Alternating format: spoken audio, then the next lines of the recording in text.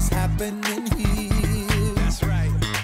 I turn up the music loud, dance like nobody's watching. We got a reason to cheer. Let's go. 'Cause Jesus, your love is for everyone. We're gonna shine your light today. So come on, clap your hands and everybody dance. The party is popping, nobody's stopping. We're gonna do it right and have a good time. All for you, Jesus, 'cause you're always with us. It's time to start the party. It's time to start the party. Oh yeah. All right. It's time to celebrate. It's time to get it started. The party's happening here. Yeah. Turn up the music loud. Dance like nobody's watching. We got a reason to cheer. 'Cause Jesus, your love is for everyone. We're gonna shine your light today. So come on, clap your hands and everybody dance. The party is popping, nobody's stopping. We're gonna do it right and have a good time. All for you, Jesus, 'cause you're always with us. It's time to start the party. Start it up. It's time to start the party. Oh yeah. It's time to start the party. It's time to start the party. All right, let's break it down one time. Get up now, party people, gather all around. No time to snooze, we gotta spread the news, so get on up and get down. Get up now, party people, gather all around. No time to snooze, we gotta spread the news, so get on up and get down.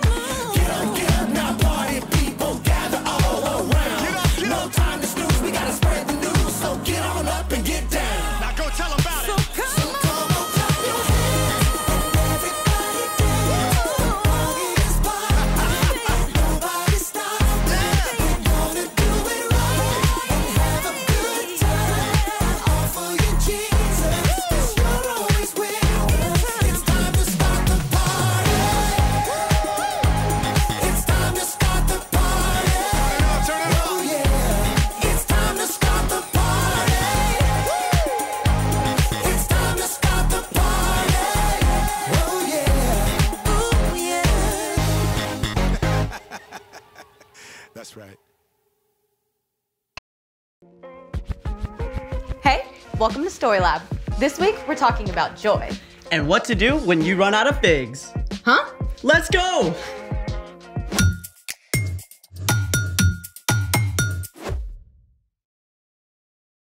Hey, I'm Sebastian. And I'm Skylar. Today, we're talking about joy, which is choosing to celebrate what God is doing. Speaking of joy, you actually look a little the opposite. My favorite team lost a big game. Do you need to be sad for a little bit, or do you want something to cheer you up? Definitely cheered up. In that case, I have just the thing. Of course, bubble wrap. It's fun, it's poppy, it's Satisfying. You know, there are actually a whole bunch of things that are worth celebrating. Like hearing your favorite song, Sleeping in a bed that's just been made. seeing a sunset, Hearing a cat purr. ooh, free food samples at the grocery store. Food, of course. What else?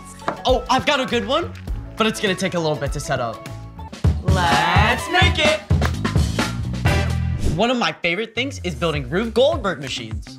A Rube Goldberg machine is a series of silly, complicated chain reactions where one event leads to the next, accomplishing some task like this. The idea was invented by cartoonist Rube Goldberg, who was born in 1883. And we have everything we need to build a Rube Goldberg machine right here. Lead the way. So first, we're gonna take our track. So we're gonna put this on here. Then we're gonna do this one. Perfect. Now we're gonna set it up right here. Then what? Oh, blocks, that's what we need.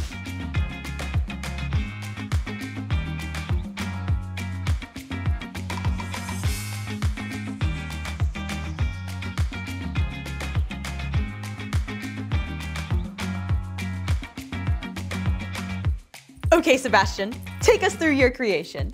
Ladies and gentlemen, I give you the Balloon Blaster 3000. We'll begin with sending our car down the ramp, hitting the blocks. These blocks? Of course. Which then hits our domino chain, which then our last domino will hit the tennis ball, go down the ramp, made of chopsticks, and then hit our ruler with the tack at the end, popping the balloon. Pretty impressive. Ready to try it? I thought you never ask. 1, 2, 3, go! yes! No way! That actually worked! What do you say we take it up a notch? I thought you'd never ask.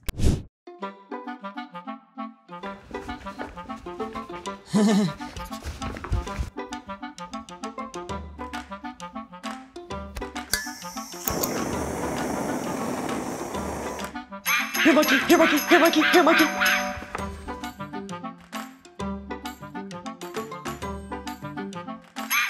No, monkey, no! Who knew it was so hard to find a trained monkey? The hot water heater was a nice touch. Ready? Ready.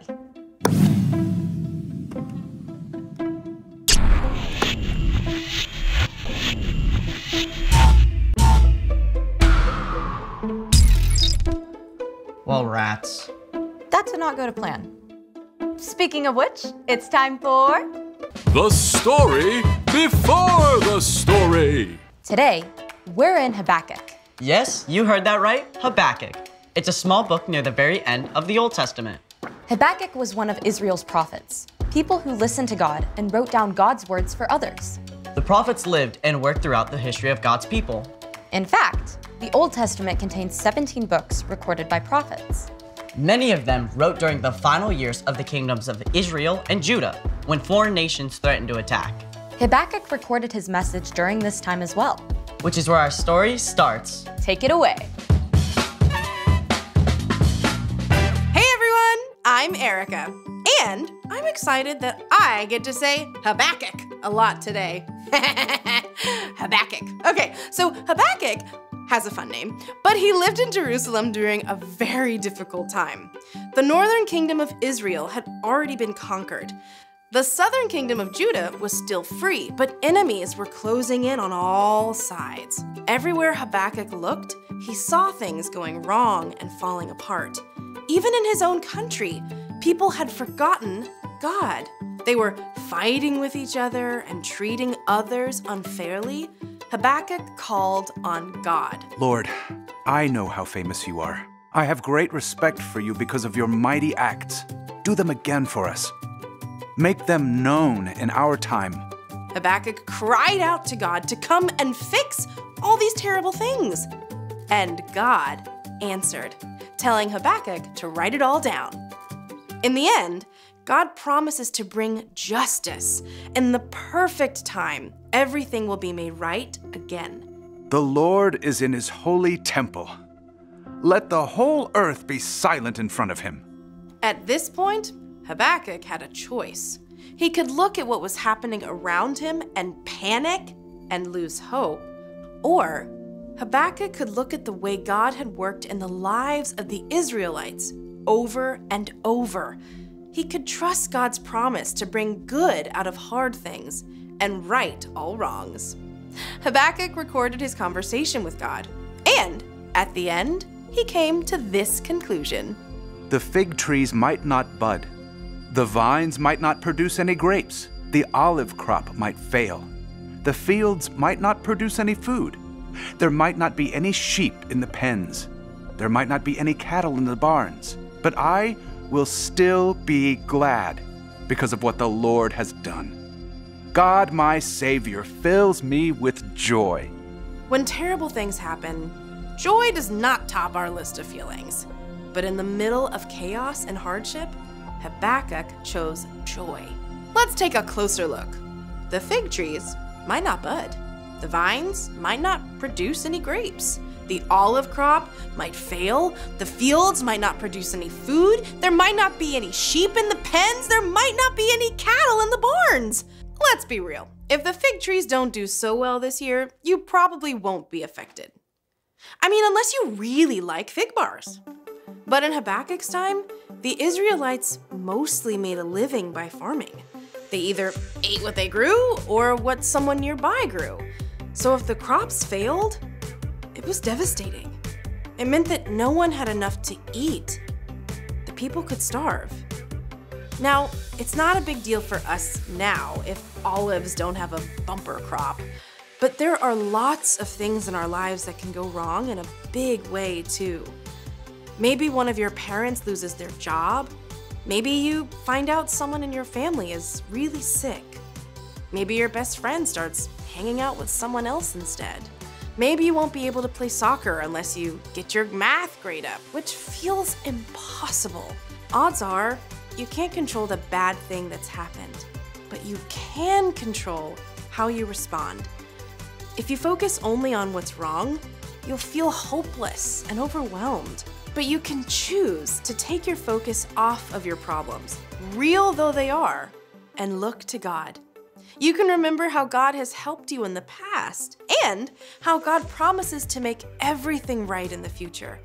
This is how Habakkuk was able to say, "But I will still be glad because of what the Lord has done. God, my Savior, fills me with joy.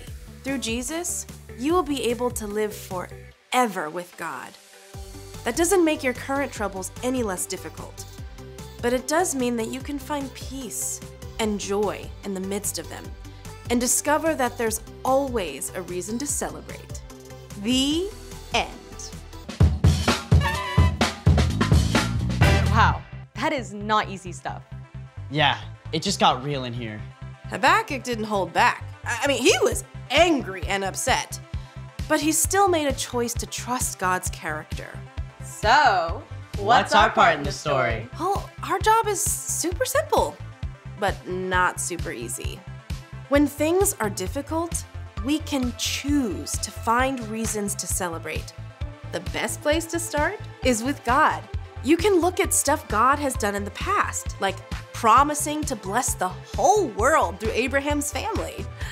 And providing for the Israelites in the wilderness. And sending Jesus so we can live with God forever. You can look at how God has worked in your own life too, like giving you courage when you had to get a blood draw, or helping you make friends at a new school. And you can focus on what God has promised to do in the future, too. Like making everything that was wrong right again. Could you imagine what that would be like? When you look at what God has done, is doing, and will do, you can always find a reason to celebrate. And that should put a smile on your face. Absolutely! But choosing to focus on what God is up to doesn't mean you should pretend nothing's wrong. It's still important to be real about the hard stuff in your life. But you can still choose joy in spite of the tough things. I, for one, am always up for a celebration. Me too! See you next time! Bye. So here's the thing. There's always a reason to celebrate. Ready to try again? I thought you'd never ask.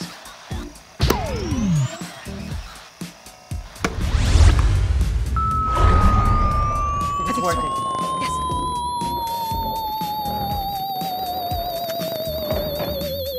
Here it comes.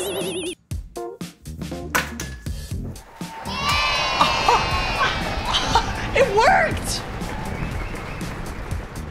Thanks for joining us in the Story Lab. See you next time.